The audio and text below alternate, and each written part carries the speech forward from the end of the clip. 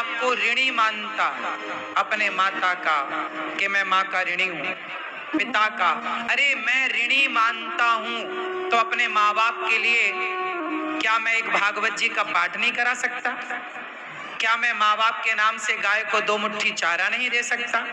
क्या मैं माँ बाप के नाम से 4 दीन दुखियों को भोजन नहीं करा सकता? क्या मैं अपने माँ बाप के नाम से चिड़िया को दाना नहीं डाल सकता?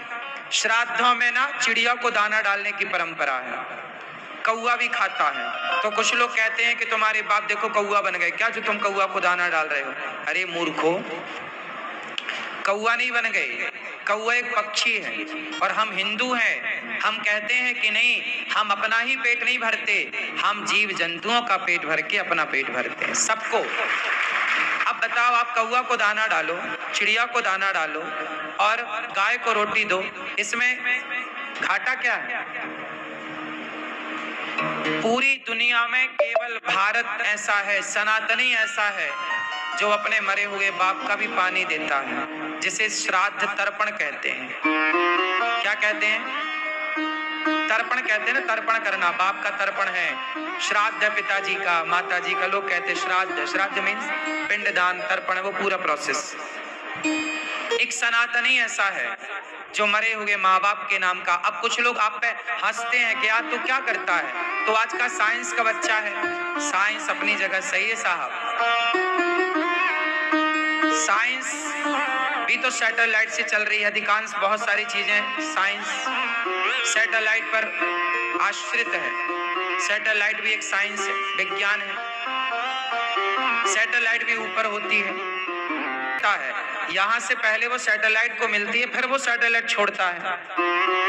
यदि नीचे से उसे ऑपरेट ही ना किया जाए तो सैटेलाइट ऊपर थोड़ी अपने से चलती रहेगी, आखिर उसे भी तो ऑपरेट नीचे से किया जा रहा है, हाँ या ना? उसी तरह अब जैसे देखो क्या होता है, बिजली का करंट जब बनता है तो 440 वोल्ट का बनता है। जो बड़ी लाइनें जाती हैं ना, आपने देखा होगा, बड़े बड़े तार इकट्ठे, बड़े बड़े खंबे, बड़ी लाइन बोलते हैं। क्या उससे आपके घर का बल्ब जल जाएगा? तो उत्तर दो। उस बड़ी 440 या 4 जो भी होता है 440, वो उस करंट को फिर एक ट्रांसफार्म लगता है, बड़े बड़े, फिर वो और कम करता है, फिर वो गांव में सप्लाई होती है, फिर गांव में एक ट्रांसफार्म और लगता है जो उससे जाती है और उससे आपका पंखा कूलर चलता है। उसी तरह बिजली तो एक है, पर उस बिजली को घर तक पहुंचाने के लिए 2-3 प्रोसेस से गुजरना पड़ता है। उसी तरह आपने जब गाय को खिलाया, किसी दीन दुखी को खिलाया, पशु पक्षी को खिलाया, तो जो आपने खिलाया वही आपके पितरों को नहीं मिल जाएगा। जो बिजली बनती है डायरेक्ट, उतना लोड, उतना 440 का नहीं मिलता हमारे को, कम करके। उसी तरह जब आप किसी गाय को रोटी, चारा, भूसा और किसी भूखे को भोजन कराते हो अपने पितरों के नाम से, दादा दादी के नाम से, तो आपके दादा दादी जहां होते हैं उन्हें जिस चीज की कमी होती है उन्हें वहां वह प्राप्त होता है जिस चीज की उन्हें कमी है। जैसे अमेरिका में पैसे कैसे भेजोगे?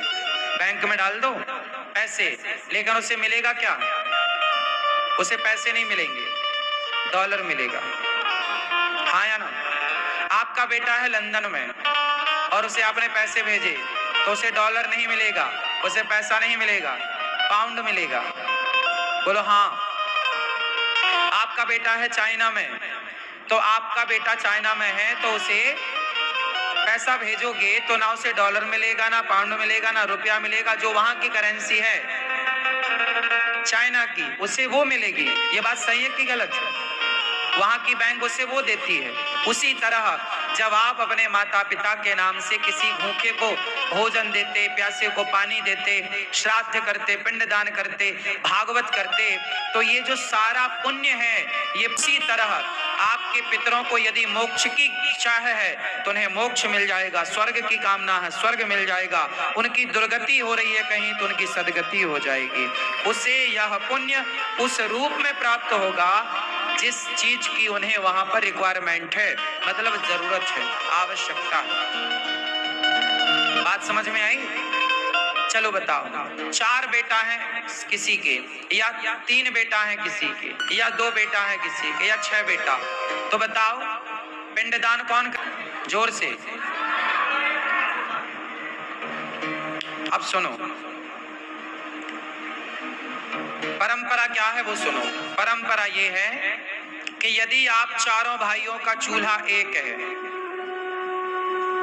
बात समझो, चारों भाइयों का चूल्हा एक है, तुम संयुक्त परिवार में हो, चारों भाई एक चूल्हे की रोटी खा रहे हैं, तब तो 4 में से कोई एक बेटा कर ले, बड़ा पिंडदान कर ले, श्राद्ध कर ले, पोथी पाठ करा ले अपने माता पिता दादा दादी की, तो वह पर्याप्त है।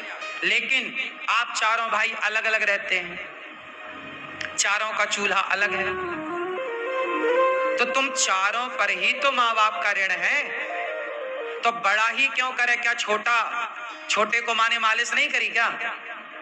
क्या छोटे को दूध नहीं पिलाया क्या? क्या मझले वाले बेटे को माँ ने तेल मालिश करके उसके पसंद का भोजन नहीं कराया क्या?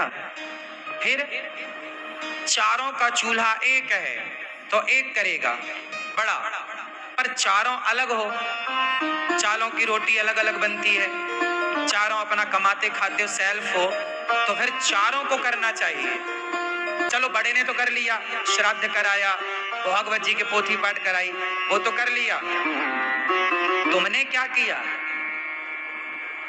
बड़ा ही करे तो बस सारी संपत्ति बड़े को देते, तुम संपत्ति भी तो लिए हो बाप की।